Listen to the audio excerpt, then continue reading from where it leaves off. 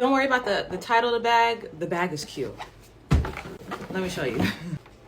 It's just such a beauty. It all wrapped up. So let's unwrap it together. I think this is going to add that element to my outfit that I was missing. God, hold on. Boom. Look at this beauty. So when we open it up, let me just take the stuffing out so you guys can see. Oh, wow, it's big in here. You got an additional flap. Well, 2 flaps. Stop playing. You got a zipper, another flap in the back. If you guys are interested, everything is tagged on Instagram. Either wear it, you know, or you see how smooth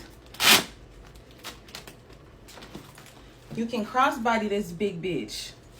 She's a thickums. So cute. And then it's got the Balenciaga logo all over. Balenciaga, Balenciaga. It's everywhere. This is gorgeous.